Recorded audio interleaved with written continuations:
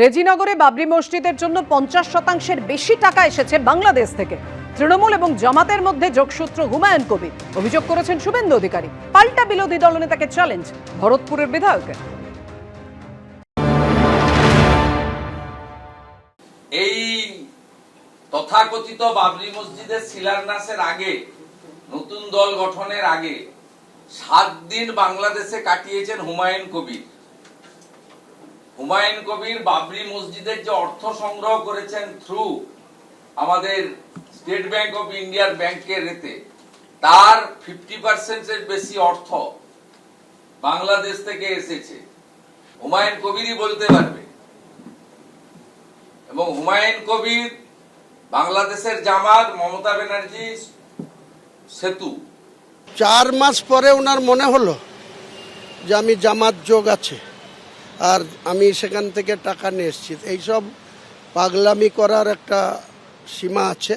আমি চ্যালেঞ্জ করছি ওনাকে, যে সমস্ত এজেন্সিগুলো আছে আমার বিরুদ্ধে একটা তদন্ত শুরু হোক। যদি কোনো জামাত যোগ বা কোনো বিদেশি ফান্ডের সঙ্গে আমি কোনো কারণে যুক্ত থেকে থাকি, সেটা প্রমাণ করুক, যে আমার বিরুদ্ধে অ্যাকশন করুক, ভোটের আগেই করুক, তোদের রাস্তা সাফ হয়ে যাবে। আর এরই মধ্যে চাঞ্চল্যকর দাবি করেছেন ভরতপুরের বিধায়ক হুমায়ুন কবির। আমার জামাইকে লালগোলা থেকে প্রার্থী করতে চাইছে তৃণমূল। মালদার এক ব্যক্তিকে দিয়ে প্রস্তাব দেওয়া হয়েছে। জামাইকে প্রার্থী করতে আমার বেআইয়ের কাছে প্রস্তাব এসেছে। জনতা উন্নয়ন পার্টি গঠনের পর থেকেই তৎপর পুলিশ। আমার মেয়ে জামাইয়ের সম্পত্তির মাপজোক করে রেখেছিল পুলিশ। একদিকে সম্পত্তি বাজেয়াপ্ত করছে, আরেকদিকে প্রার্থী করার প্রস্তাব দেওয়া হচ্ছে।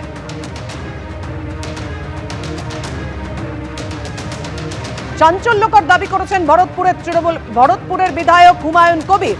আমার জামাইকে লালগোলা থেকে প্রার্থী করতে চাইছে তৃণমূল বলে চাঞ্চল্যকর দাবি হুমায়ুন কবিরের। মালদার এক ব্যক্তিকে দিয়ে প্রস্তাব দেওয়া হয়েছে।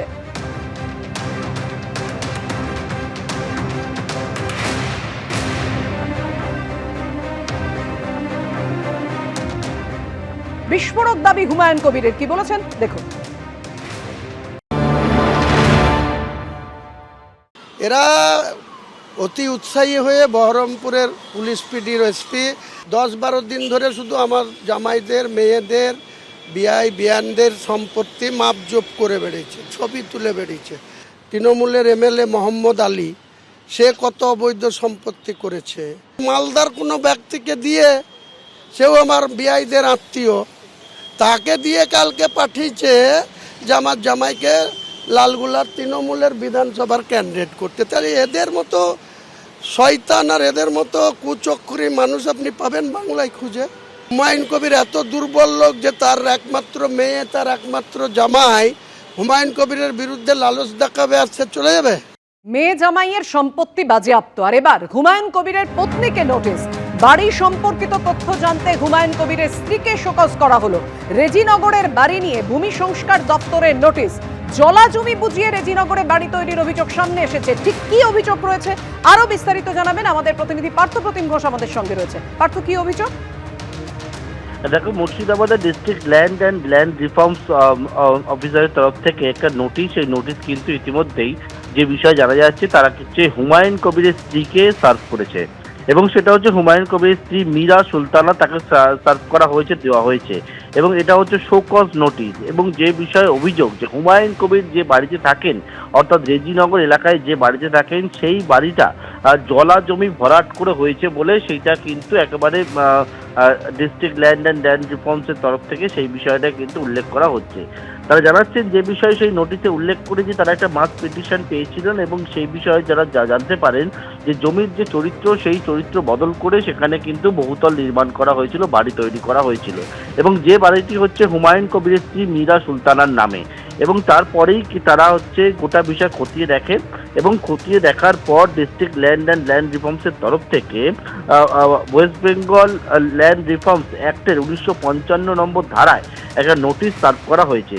এবং সেই নোটিশে বলা হচ্ছে আগামী 7 দিনের মধ্যে হুমায়ুন কবিরের স্ত্রীকে বলা হচ্ছে যে শোকজ নোটিশ এবং সেই শোকজের উত্তর দেওয়ার জন্য এবং জানানোর জন্য যে কেন তাদের বিরুদ্ধে কোনো ব্যবস্থা নেওয়া হবে না। অর্থাৎ তারা এই যে তাদের বিরুদ্ধে যে অভিযোগটা এসছে, জমির চরিত্র বদল করে সেখানে জলাজমি ভরাট করে সেখানে বাড়ি তৈরি করা হয়েছিল এবং যে জমিতে এটা করা হচ্ছে সেটা হচ্ছে 0.02 একর জায়গা, সেটা কিন্তু করা হচ্ছে এবং এই বিষয়ে 7 দিনের মধ্যে একেবারে নির্দিষ্ট যে অ্যাক্ট রয়েছে সেই অ্যাক্টে হুমায়ুন কবিরের স্ত্রীকে শোকজ নোটিশ পাঠানো হয়েছে।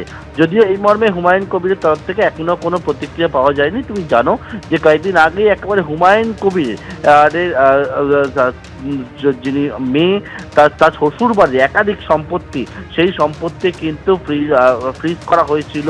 মেয়ের নামে থাকা জমি, জামাইয়ের নামে থাকা জমি, অন্যদিকে মেয়ের শ্বশুর, তার ভাই, এরকম একাধিক জায়গায় পুলিশ গিয়ে সেখানে বোর্ড টাঙিয়ে দিয়েছিল। এবারে হুমায়ুন কবির যে বাড়িতে থাকেন সেই বাড়ি যে জমির ওপরে বাড়ি নির্মাণ হয়েছে তার চরিত্র বদল করা হয়েছে, জলাজমি ছিল এবং সেক্ষেত্রে আরও বিভিন্ন বিষয় তারা জানাচ্ছেন যে তারা পেয়েছেন এবং সেই মুহূর্তে একটা মাস পিটিশন এবং সেই মাস পিটিশন পাওয়ার পরবর্তীকালে একবারে 7 দিনের মধ্যে হুমায়ুন কবির স্ত্রীর নামে নোটিশ ইস্যু করে জানতে চাওয়া হয়েছে, কারণ দর্শাতে নির্দেশ দেওয়া হয়েছে। আবারও বলবো হুমায়ুন কবির তরফ থেকে যদিও এখনো পর্যন্ত কোনো প্রতিক্রিয়া পাওয়া যায়নি।